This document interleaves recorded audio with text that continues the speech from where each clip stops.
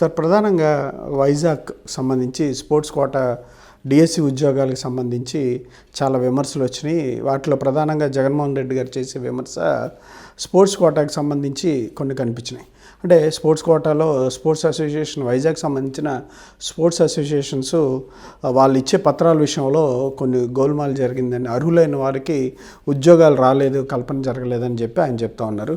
మీరు కూడా వాటికి సంబంధించిన వ్యక్తే కాబట్టి అడగడం జరుగుతుంది. డిఎస్సికి సంబంధించి ఏంటి, అసలు ఏం జరిగింది, డిఎస్సిలో అక్రమాలు ఏమి జరగలేదని మీరు కూడా నియోజకవర్గాలు తిరిగి కూడా అన్ని సభల్లో కూడా మీరు చెప్తా ఉన్నారు.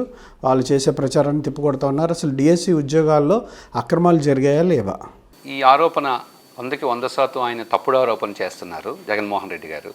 ఎందుకంటే 2 సంవత్సరాల్లో మా ఎన్డీఏ గవర్నమెంట్ అధికారంలోకి వచ్చిన తర్వాత చక్కటి సంక్షేమాన్ని అందిస్తున్నాము, అభివృద్ధి చేసి చూపిస్తున్నాము, అన్నిటికంటే ముఖ్యంగా సుపరిపాలన అందిస్తున్నాం. ఎటువంటి వంక, ఎటువంటి లోపం కూడా మా పరిపాలనలో కనిపించలేదు ఈ 2 సంవత్సరాల్లో కూడా. సో వైసీపీ ప్రభుత్వానికి, వైసీపీ పార్టీకి ఏం విమర్శించాలో కూడా తెలియలేని దుస్థితిలో వాళ్ళు ఉన్నారు. ఈ నేపథ్యంలో ఏదో ఒకలాగా బురద చల్లాలి అనేది వాళ్ళ యొక్క ప్రధాన ఉద్దేశం. గతంలో 2019లో జగన్మోహన్ రెడ్డి గారు ప్రతిపక్ష నాయకుడిగా ఉన్నప్పుడు ఆ రోజు మేము అధికారంలోకి వస్తే మెగా డిఎస్సి 23,000 టీచర్ పోస్టులతో భర్తీ చేస్తామని ఆ రోజు చెప్పి 5 సంవత్సరాల అధికారంలో ఉండి టీచర్ పోస్టులు భర్తీ చేయలేదు సరికదా 2024 ఎన్నికలు వెళ్ళడానికి ముందు ఫిబ్రవరి నెలలో నోటిఫికేషన్ ఇచ్చారు. అంటే ఇంకొక నెల రోజుల్లో సాధారణ ఎన్నికలు ఉందనగా కేవలం ఓట్ బ్యాంక్ రాజకీయాల్లో భాగంగా నోటిఫికేషన్ ఇచ్చారు.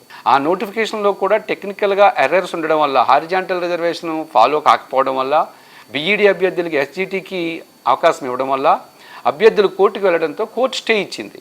దీంతో అది కూడా ఆగిపోయింది. సో మేము 2024లో చంద్రబాబు నాయుడు గారు కానీ, లోకేష్ గారు కానీ మేము అధికారంలోకి వస్తే ఒక మెగా డిఎస్సి తీస్తామని చెప్పడం జరిగింది. అందులో భాగంగా మా తొలి సంతకం మెగా డిఎస్సి. ఆ మెగా డిఎస్సిని పక్కాగా నిర్వహించాలనే ఉద్దేశంతో ప్రణాళికాబద్ధంగా 146 రోజుల్లో రికార్డు స్థాయిలో మేము మెగా డిఎస్సిని పూర్తి చేశాం. ఈ డిఎస్సిని పూర్తి చేసేటప్పుడు సుమారు 240 పైగా కేసులు కూడా వేయించారు వైసీపీ పార్టీ వాళ్ళు. అయినప్పటికీ న్యాయబద్ధంగా కేసులన్నింటినీ కూడా ఎదుర్కొంటూ ఏ కేసు కూడా నిలబడలేదు. 100% సక్సెస్ఫుల్గా మేము డిఎస్సిని పూర్తి చేసాం. ఈ నేపథ్యంలో గడిచిన 9 నెలల తరువాత డిఎస్సి పూర్తయిపోయి వాళ్ళు ప్రశాంతంగా ఉద్యోగాలు చేసుకుంటున్నారు. ఈ నేపథ్యంలో 9 నెలల తర్వాత ఒక తప్పుడు ఆరోపణ చేశారు. అందులో ఒక ఆరోపణ ఏంటంటే స్పోర్ట్స్ కోటాకు సంబంధించి, స్పోర్ట్స్ కోటాలో పక్కాగా నియమ నిబంధనలు అనుసరించి స్పోర్ట్స్ కోటాని భర్తీ చేయడం జరిగింది. ఎందుకు అంత పక్కాగా చెప్తున్నాము అంటే, అంతర్జాతీయ స్థాయి, జాతీయ స్థాయి, రాష్ట్ర స్థాయి కేటగిరీల ప్రకారం ఇచ్చిన జీవోలో దేని ప్రయారిటీ ఎలా ఉందో చూసే ఇవ్వడం జరిగింది. గతంలో వైసీపీ వాళ్ళు అయితే చాలా దారుణంగా గ్రామీణ ప్రాంతాల్లో మహిళాడే క్రీడల్లో గెలిచిన వారికి సచివాలయ ఉద్యోగాలు ఇచ్చారు. పాఠశాలల్లో గెలిచిన వారికి, పాఠశాల పోటీల్లో గెలిచిన వారికి కూడా ఉద్యోగాలు ఇచ్చారు. జిల్లా స్థాయిలో పోటీ చేసిన వారికి కూడా వారు ఉద్యోగాలు ఇచ్చారు. కానీ డిఎస్సిలో ప్రతి పోస్టు కూడా నియమ నిబంధనల ప్రకారం అంతర్జాతీయ స్థాయి, జాతీయ స్థాయి, రాష్ట్ర స్థాయి ప్రయారిటీ ఏదైతే ఉందో దాని ప్రకారమే ఉద్యోగాలు ఇవ్వడం జరిగింది. ఇక మీరు విశాఖపట్నానికి సంబంధించి ఒక మాట అన్నారు.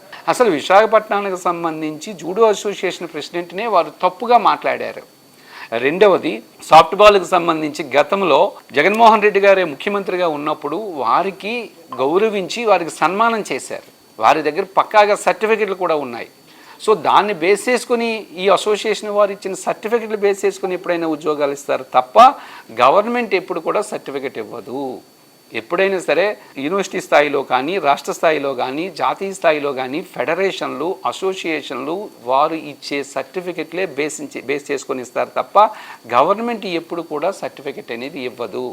ఏమాత్రం కనీస జ్ఞానం కూడా లేకుండా వీరు తప్పుడు ఆరోపణలు చేశారు. 431 పోస్టులు ఉన్నా సరే ఒక 380, 420 మధ్య మాత్రమే పోస్టులు భర్తీ చేశారు. ఎందుకని?